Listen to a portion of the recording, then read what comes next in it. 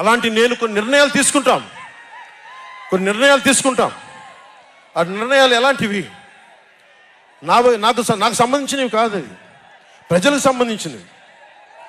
పొత్తులో భాగంగా నేను 24 స్థానాలు తీసుకున్నాను. 24 అసెంబ్లీ స్థానాలు తీసుకుంటే ఇంతేనా అంటున్నారు. 24ఏనా, ఇంతేనా? మనోళ్ళు కాదు, అవతలి వాళ్ళకి తెలియట్లా. బలి చక్రవర్తి కూడా వామనుణ్ణి చూసి ఇంతేనా అన్నాడు. బలి చక్రవర్తి కూడా వామనుణ్ణి చూసి ఇంతేనా అన్నాడు. నెత్తి మీద కాలు పెట్టి బలి చక్రవర్తిని అధాపాతాళానికి తొక్కుతున్నప్పుడు తెలిసింది ఎంతో అని. ఇంతింతై వటుడింతై నభో వీధిపై నంతై తోయిద మండలాగ్రమునకంతై వామనవతారాన్ని చూపిస్తుంది జనసేన. జగన్ గుర్తుపెట్టుకో, అధాపాతాళానికి తొక్కకపోతే నా పేరు పవన్ కళ్యాణే కాదు, మా పార్టీ జనసేనే కాదు, మర్చిపోకో.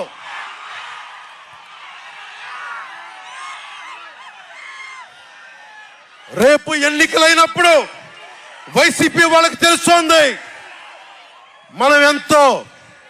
నెత్తి మీద కాలేసి తొక్కుతాం కదా, అప్పుడు అర్థమవుతుంది మేమేంటో. జగన్ జనసేన ఒక్క సీటు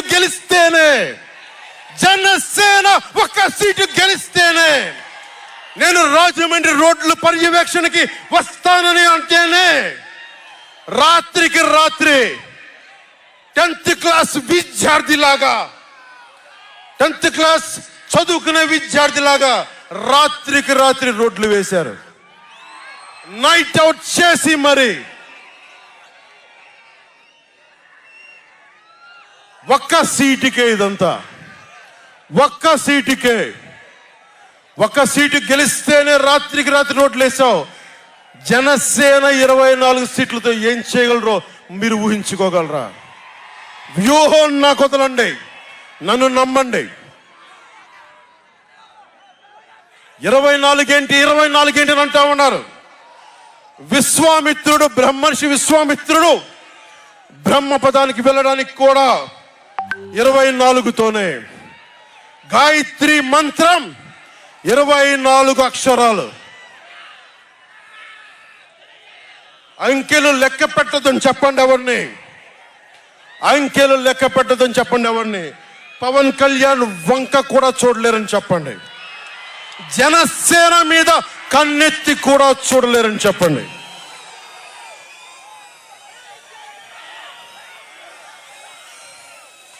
మనకి వైసీపీ జగన్ లాగా వేల కోట్లాది రూపాయలు వారసత్వంగా తినేసామా ఏంటి? మనం ఎన్నికలు రాగానే నియోజకవర్గానికి 50 నుంచి 100 కోట్లు తీయడానికి, ఖర్చు పెట్టడానికి, అన్ని స్థానాల్లో పోటీ చేయడానికి మన దగ్గర 50, 100, 1000 కోట్ల డబ్బులు ఉన్నాయా? మన దగ్గర దోచేసిన డబ్బులు ఉన్నాయా?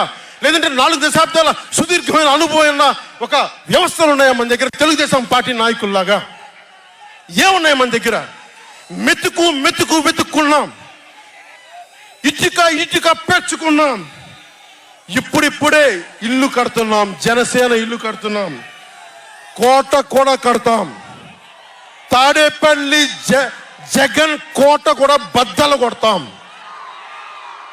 సామాన్యుడు రాజకీయం చేస్తే భరించలేని ఆధిపత్యపు ధోరణి, సామాన్యులు రాజకీయం చేస్తే తట్టుకోలేరు. అధికారం వాళ్ళ ఫ్యాక్షన్ కోటల్లోనే ఉండాలి. అది దాటి మనలాంటి మామూలులోకి వస్తే, మనం వ్యూహాలు వేస్తే, మనం పొత్తులు పెట్టుకుంటే వాళ్ళు భరించలేరు. అందుకని రకరకాలుగా చెప్తారు కథలు. సామాన్యుని రాజకీయం భరించమని చెప్పండి. జగన్ సామాన్యుడు రాజకీయం చేస్తే ఇలాగే ఉంటది. వ్యూహాలు వేస్తాం, పొత్తులు పెట్టుకుంటాం, నీ కోటలు బద్దల కొడతాం.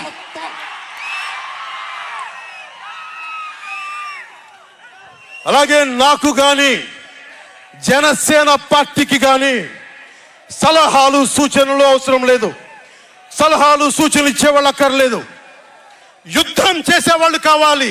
కొత్త రక్తంతో, కుతకుతలాడే రక్తంతో, గుండెలు చరించుకునే యువ రక్తం కావాలి. దాష్టికాన్ని నిలబడే యువకులు కావాలి. కత్తులు పట్టుకునే వీర మహిళలు కావాలి.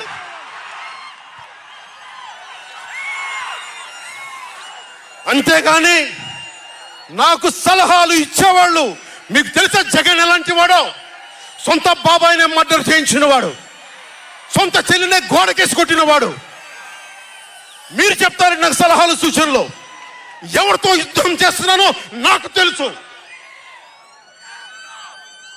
జగన్ లాంటి దాష్టీకుడు, దుర్మార్గుడు యుద్ధం చేస్తేనే తగ్గుతాడు. యుద్ధంతో కూలగొడితేనే కింద కూర్చుంటాడు.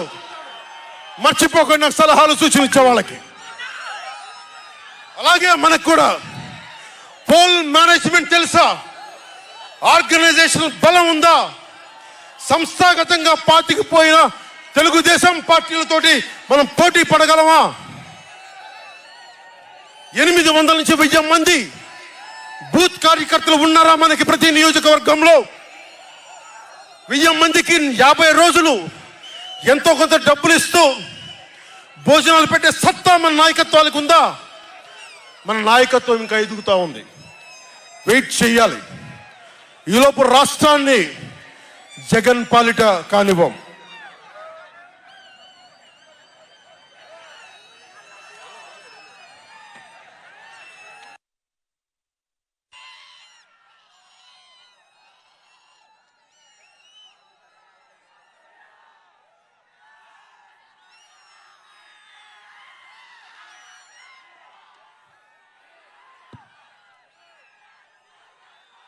జన సైనికులు సిద్ధంగా ఉన్నా, ప్రజలు మన వైపు ఉన్నా, ప్రతి ఒక్కరిని ఓట్లకు తీసుకొచ్చే నాయకత్వం ఇంకా సిద్ధంగా ఉందా జనసేన పార్టీకి? మనందరం ఆలోచించుకోవాలి. అందుకనే అన్ని అర్థం చేసుకునే 24 స్థానాలు 3 పార్లమెంట్లో సిద్ధపడ్డాం. ప్రజల నాడి వాడి తెలియకుండా నాయకత్వాన్ని నడిపించగలమా? దశాబ్దం కాలం పాటు పార్టీని నడిపించగలమా?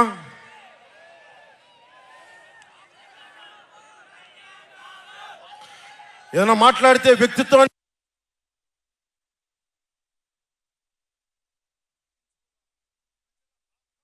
నెగ్గించడం కోసం తగ్గాను నేను. కొంతమంది మద్దతుదారులు అన్న పేరు మీద నా నిర్ణయాన్ని ప్రశ్నిస్తూ ఉన్నారు. జగన్ తన బాబాయిని మర్డర్ చేసిన ఆయన మద్దతుదారులు, ఆయనకు ఓట్లేసిన వాళ్ళు ఒక్క మాట అనరు, వెనకేసుకొస్తారు. హార్ట్ అటాక్ అని వెనకేసుకొస్తారు. ఓడిపోతున్నా కూడా గెలుస్తున్నామన్న ఒక నిలబడే సమూహం జగన్ పక్కన ఉన్నది. వేలాది కోట్లు, లక్షల కోట్ల ఆస్తులు ఉన్నా కానీ అక్రమంగా సంపాదించాడు అని అందరికీ తెలిసిన వెనకేసుకొచ్చే సమూహం వైఎస్ జగన్ సమూహం. ఇక్కడ నేను ఏమి చేయకపోయినా, ఏ మాటలు జగన్ నిలబెట్టుకోకపోయినా అద్భుతం, ఆహా ఓహో అనే సమూహం జగన్ వెనక ఉంది. దళితుడిని చంపి డోర్ డెలివరీ చేసినా కానీ వెనకేసుకొచ్చే సమూహం. ఫీజు రీఎంబర్స్మెంట్లు ఆపేసినా కానీ వెనకేసుకొచ్చే సమూహం. 2019లో నేను 2019లో పరిమితమైన స్థానాల్లో పోటీ చేసి గెలిచుంటే మట్టుకు ఆ రోజున జనసేన ఈ రోజున రికగ్నైజ్డ్ పొలిటికల్ పార్టీ అయిపోయింది. నా వ్యూహాన్ని ఎవరు తప్పు పట్టకండి. ప్రజల్ని క్షేమాన్ని ఆకాంక్షించే వ్యూహం నాది. కానీ జగన్ ఏమో ఒకవైపు ఎవరు ప్రశ్నించరు, వాళ్ళ సమూహం. నా సమూహం నన్ను ఎందుకు ప్రశ్నిస్తున్నారు? మీరెందుకు ప్రశ్నిస్తున్నారు? జగన్ మర్డర్లు చేసిన, వారి అనుయాయులు మానభంగాలు చేసిన, దోపిడీలు చేసిన, దారుణాలు చేసిన అందరూ జగన్ వెనకేసుకొస్తారు. నేను నా డబ్బులు తిన్నానా? వేలాది కోట్లు సంపాదించానా? పదవులు అనుభవించానా? ఏం అనుభవించాను నేను 10 సంవత్సరాల నుంచి? అవమానాలు, తిట్లు తప్ప ఏం తిన్నాను నేను? ఏం సంపాదించుకున్నాను? కష్టపడి డబ్బులు సంపాదించుకొని పార్టీలకే కదా పెట్టింది నేను. నన్ను ప్రశ్నిస్తారు మీరు నిజంగా మటుకు నా మద్దతుదారులు అయితే నన్ను ప్రశ్నించకండి. నా వెంట నిలబడి నాతో పాటు నడవండి, మా జన సైనికుల్లాగా, మా వీర మహిళల్లాగా. ప్రశ్నించకండి నన్ను. ఎవరికుంది ఓపిక? ఈ దేశం కోసం, సగటు మనిషి కోసం కన్నీళ్లు కార్చే శక్తి ఉందా ఎవరికన్నా? ఎక్కడో విదేశాల్లో కూర్చొని, టీవీల్లో కూర్చొని నన్ను ప్రశ్నించడం కాదు, నాతో నిలబడటం నేర్చుకోండి అందరూ, నన్ను ప్రశ్నించే వాళ్ళంతా. మీరు వెనక నా మద్దతుదారులు అయితే నా వెంట నడవండి, నిలబడండి. నాతో నడిచేవాడే నా వాళ్ళు.